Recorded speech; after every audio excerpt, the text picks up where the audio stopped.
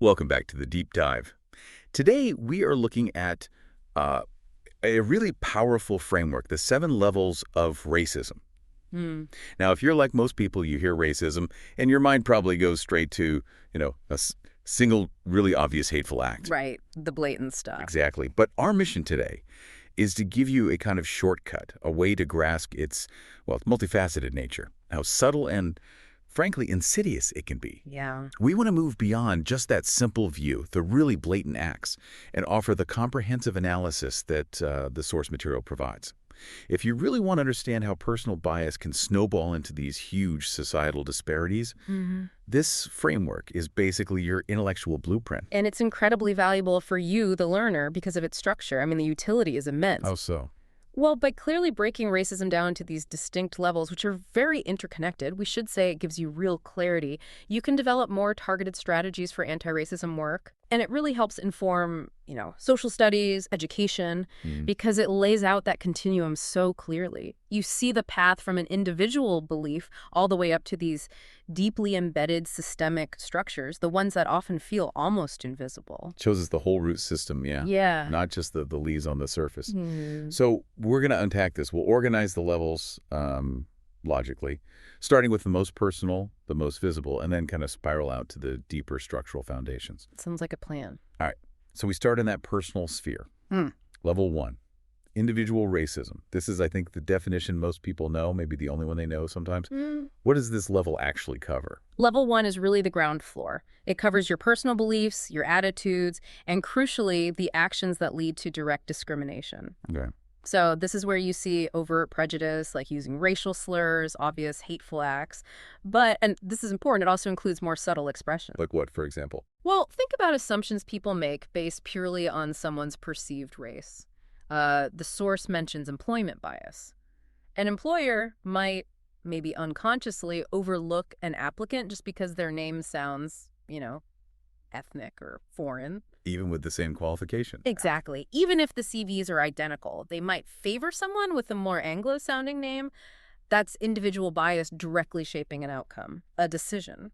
And the really critical point here, the thing the framework pushes us towards right away, is that focusing only on level 1, well, it's just too limiting, isn't it? Absolutely. It can actually obscure things. Yeah, it distracts from the bigger picture, the broader systemic issues that allow racism to thrive at an institutional level. Precisely. And that limitation, that understanding, pushes us straight into level 2, interpersonal racism. We're still in the personal sphere here, but now we're talking about how racism shows up in everyday social interactions, often, very subtly. Right, and this is where we absolutely have to talk about microaggressions. That's the term, microaggressions.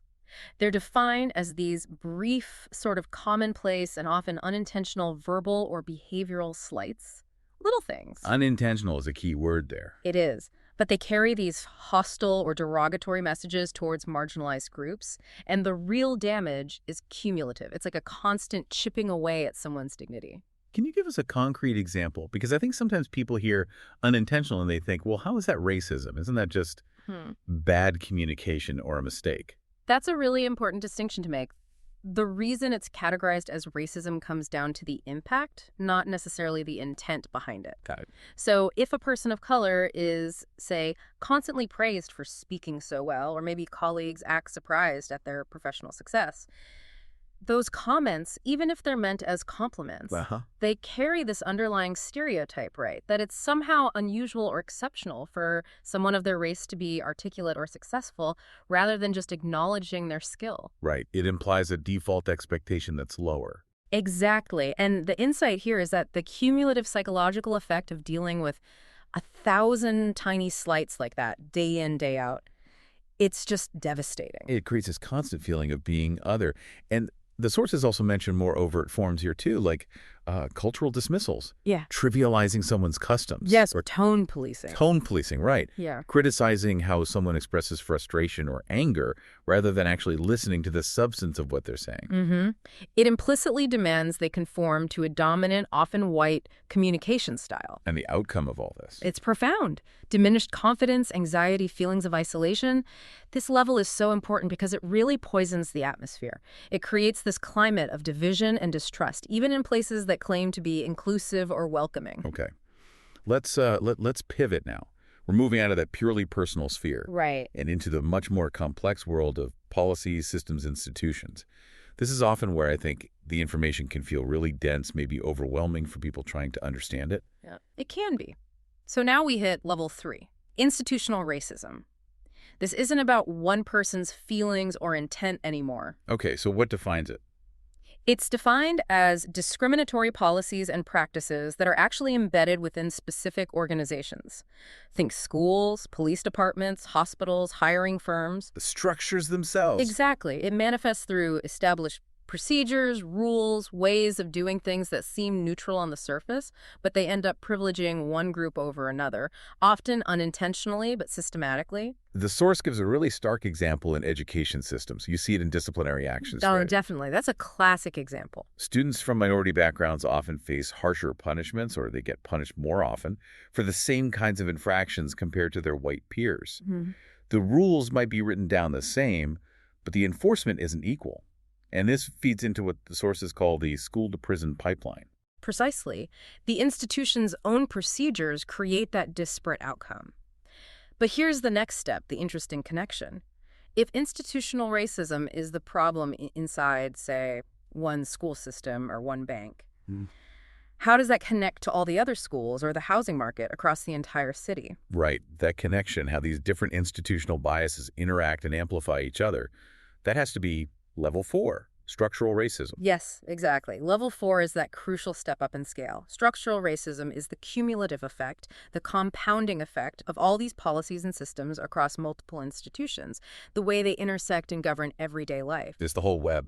It is. It's the systemic pattern woven into the very fabric of society, and it often has deep historical roots. Okay, we definitely need to talk about the mechanism here. The source uses redlining as the key historical example for level 4. Can you break down how that practice, which happened decades ago, still dictates so much today? Access to, well, everything. Right.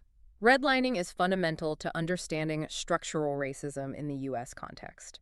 It was a government-backed policy starting in the 1930s.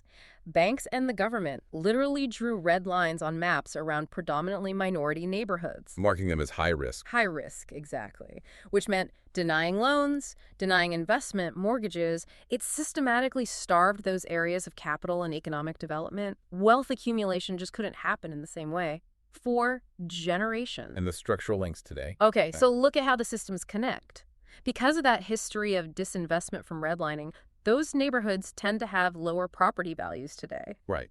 Property taxes are usually what fund local schools. So lower property values mean less tax revenue. Which means schools in those areas get fewer resources, less funding. Precisely. That disparity in education quality then directly restricts access to higher education, better job opportunities down the line. Structural racism is that entire cycle. The housing policy connects to the tax base, which connects to school quality, which connects to the job market. It all works together, reinforcing inequality. It's honestly kind of staggering when you see how tightly interconnected those systems are. Yeah. That's the part that always gets me realizing the systems almost seem designed to interact in a way that perpetuates these outcomes. It becomes self-reinforcing. Okay, so that brings us into, I think, the even more pervasive levels, the ones that are often unseen, shaping our culture, our identity. We're moving to level 5. Cultural racism. Yes, cultural racism. This is defined as the societal norms, the values, the shared understandings that implicitly or explicitly perpetuate the dominance of one particular culture. Often Eurocentric narratives, right? Often, yes. Framing what's considered ideal or normal or acceptable as the default standard for everyone. And we see this play out constantly, like even in basic things like beauty standards. What we see in media, in fashion, often idealizing features like lighter skin, straight hair. Definitely. And that constant messaging, it establishes a kind of hierarchy, doesn't it? It can foster feelings of inferiority among marginalized groups who don't fit that narrow ideal. Absolutely. And media representation is a huge part of this. When media overwhelmingly features people from one racial group or portrays other groups only through narrow stereotypes, it reinforces a narrative that implicitly values one group over others. It limits how we see entire cultures, often just upholding one-dimensional views. It's kind of like the cultural air we all breathe. And that feeling of inferiority, that constant bombardment with messages saying you're less than or not the norm, That leads us straight into level 6, which is internalized racism. It does. It's a direct consequence. Wow. Level 6 is this really profound psychological phenomenon. It's where individuals from marginalized groups actually start to absorb the dominant culture's prejudiced beliefs and stereotypes. And apply them to themselves. Yes, and incorporate them into their own self-perception, into how they see themselves and their own group. Wow. How does that manifest? What does that look like? Well, it can show up as deep self-doubt related to their racial identity, or feeling immense pressure to assimilate, trying to fit in by changing their appearance, maybe their language, their behaviors. That's trying to align with the dominant culture. Exactly. Or sometimes it can even manifest as expressing distrust or criticism towards other people in their own community who visibly embrace their racial or cultural identity. It's like a form of emotional self-policing, driven by those absorbed negative messages. The sources really emphasize the heavy toll this takes, not just emotionally contributing to anxiety, depression, Significant mental health impacts. but it also undermines efforts for collective empowerment. Right. Because individuals might hesitate to challenge the system because of that internalized self-doubt or fear. That's a key impact. It creates internal divisions and weakens collective action. Which brings us finally to level 7, intergenerational racism, or sometimes called structural historical racism. The final level. This is the big one, in a sense. It encapsulates the enduring generational effects of all those historical injustices we've touched on, the systemic oppression, the exclusion, practices from the past that are still casting this long shadow over the present day. And the prime example the source uses here, economically, is the racial wealth gap. Absolutely. That's probably the most stark illustration. Because historical practices, slavery, Jim Crow laws, redlining, like we just discussed, they didn't just happen and then disappear. They systematically prevented entire communities, particularly black communities in the U.S., from building wealth, from accumulating assets like land or homes. Exactly. They actively stripped wealth or blocked its creation. So the disparity we see today in wealth between racial groups isn't just bad luck or individual choices. It's a direct, measurable result of those past policies. It's not just a memory. It's reflected on current balance sheets. Decades, centuries later. Yes. And beyond the economic, we also have to talk about the psychological inheritance, the concept of generational trauma. Okay. Communities that have faced long-term systemic oppression often experience these deep psychological and emotional impacts. Trauma, stress, coping mechanisms that get passed down through generations. How does that happen? It can be through parenting styles, through community dynamics shaped by trauma, through ongoing stress impacting mental and even physical health across generations. These sociological challenges become, in a very real sense, inherited. The problems of today are intertwined with the wounds of the past. Wow. Okay, so let's try and pull back for a second, synthesize what we've learned here, what this framework shows us. Racism isn't just one thing. It's not just a bad person doing a bad act.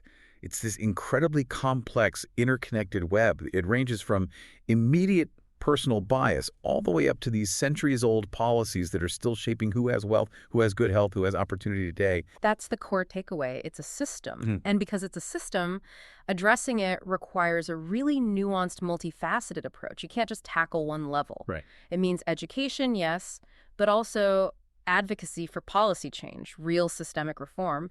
And on a personal level, it's crucial for individuals, for you listening, to reflect on how these levels might intersect in your own life, your own experiences. Acknowledging both the overt stuff and the really subtle forms.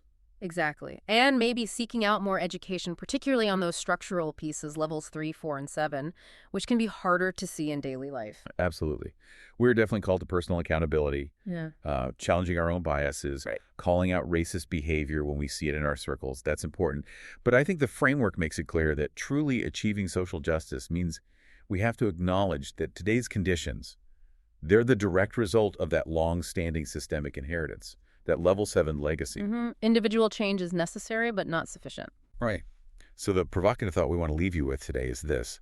How do we effectively move from that necessary personal awareness, that individual growth, to actions that actually start to dismantle those deep structural historical legacies that are still, in so many ways, governing our lives right now? That's the challenge, isn't it? Moving from understanding the system to changing it.